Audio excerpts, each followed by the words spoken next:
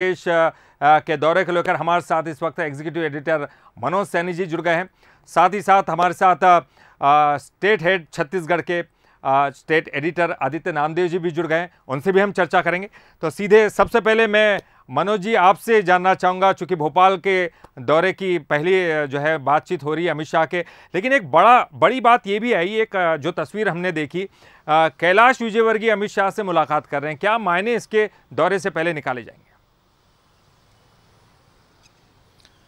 देखिए, केंद्रीय मंत्री अमित शाह कल 7:15 पर यहाँ पहुँच रहे हैं और करीब 11:30 बजे तक राजधानी भोपाल में रहने वाले हैं। उनका जो कार्यक्रम तय हुआ है उसमें भारतीय जनता पार्टी के दफ्तर आना तो लिखा है, कार्यालय आना लिखा है, आरक्षित लिखा है।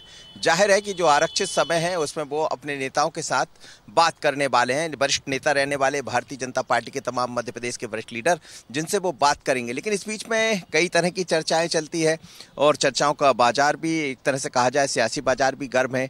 उस बीच में ये भी समझ आ रहा है कि कैलाश विजयवर्गीय आज दोपहर में ही अमित शाह जी से मुलाकात करते हैं, जिसकी तस्वीर भी सामने आई है। कहा यह जा रहा है कि हल्के राजनीतिक चर्चा में जो घटनाक्रम बने हुए हैं उसको लेकर चर्चा हुई है।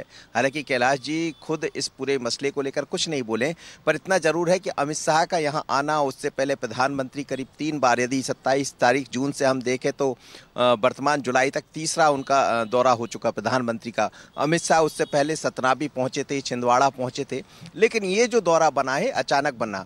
जाहिर है जैसे ही अचानक ये दौरा बना है तो राजनीतिक गलियारों में चर्चा बड़ी तेज चल पड़ी है और अब ये कहा जा रहा है 2.5 से 3 घंटे अमित शाह यहाँ रुकने वाले हैं और कई मुद्दों को लेकर बात कर सकते हैं, जिसमें मूल यही होगा 2023 का।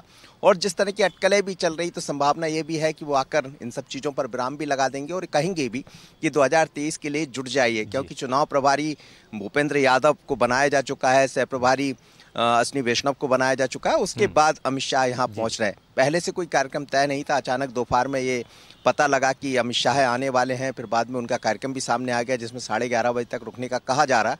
लेकिन हलचलें बड़ी तेज है और चर्चा ये है कि 2.5 से 3 घंटे में कई मुद्दों पर वो बात करने वाले हैं। कल से विधानसभा का सत्र भी शुरू हो रहा है, इस बीच में तमाम विधायक भी भोपाल में रहेंगे।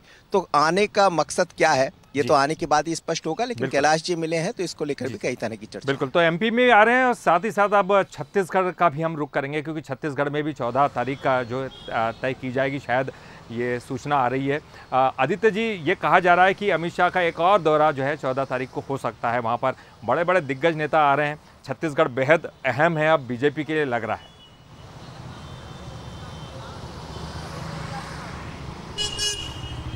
आदित्य जी। बिल्कुल, देखिए ललित जी, छत्तीसगढ़ अगर अमित शाह आ रहे हैं तो निश्चित तौर पर बेवजह अमित शाह कहीं नहीं जाते।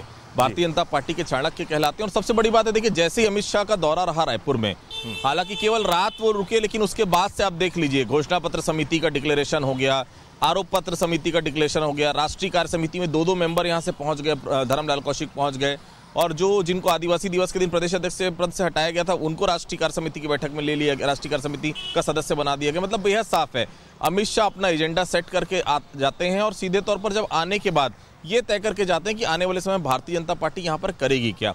बहुत साफ है, प्रधानमंत्री का दौरा भी इस महीने से फिर से बन रहा है, ये जानकारी आ रही है। अगले महीने फिर एक दौरा बन रहा है। तो भारतीय जनता पार्टी देखिए तीनों स्टेट, चाहे राजस्थान की बात करें, चाहे छत्तीसगढ़ की बात करें, चाहे मध्य प्रदेश की बात करें, 2018 में कहीं ना कहीं लूज किए थे सब जगह, और ऐसे में वापस ये तीनों स्टेट चाहिए, इसके लिए भरसक प्रयास चल रहा है। और जिस प्रकार से एग्रेसिव मोड पर अचानक भारतीय जनता पार्टी, देखिए आज से भारतीय जनता पार्टी ने तय किया रोज एक प्रेस कॉन्फ्रेंस करेगी, तो बहुत साफ है अटैकिंग मोड पर आने के लिए साफ तौर पर निर्देश है। और अमित शाह अगर आकर गए हैं उसके बाद से डेवलपमेंट देख लीजिए आप, लगातार सभी बड़े नेता लगातार सक्रिय आ रहे हैं। रमन सिंह लगातार प्रेस कॉन्फ्रेंस कर रहे हैं, बड़े नेता लगातार प्रेस कॉन्फ्रेंस कर रहे हैं। कहीं ना कहीं बाकी चीजें जो कहीं ना कहीं घोटाले का आरोप लगाते थे वो सभी घोटाले का आरोप लेकर फिर से सामने आ रहे हैं। तो कुल मिलाकर अटैकिंग मोड पर है। और सबसे बड़ी बात है कि विपक्ष की भूमिका में भारतीय जनता पार्टी जितनी जल्दी अटैकिंग मोड पर नजर आएगी उतना भारतीय जनता पार्टी के लिए अच्छा है। क्योंकि 2018 में हमने देखा था मुख्यमंत्री भूपेश बघेल जब प्रदेश कांग्रेस अध्यक्ष हुआ करते थे उस समय की क्या स्थिति थी, और आज भारतीय जनता पार्टी वो उस मूड पर अभी तक आ नहीं पाई है। निश्चित तौर पर अमित शाह के जाने के बाद कहीं ना कहीं एग्रेशन दिख रहा है पार्टी में,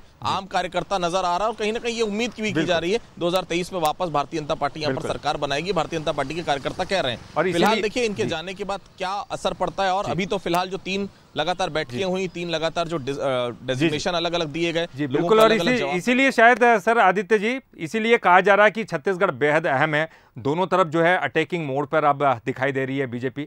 बहुत बहुत शुक्रिया करेंगे आदित्य जी आपका भी छत्तीसगढ़ के लिए जानकारी देने के लिए, और साथ ही साथ मनोज सैनी जी भी हमारे साथ जुड़े थे, मध्य प्रदेश दौरे की जानकारी देते। बहुत बहुत शुक्रिया आपका भी। चलिए खबरों में आगे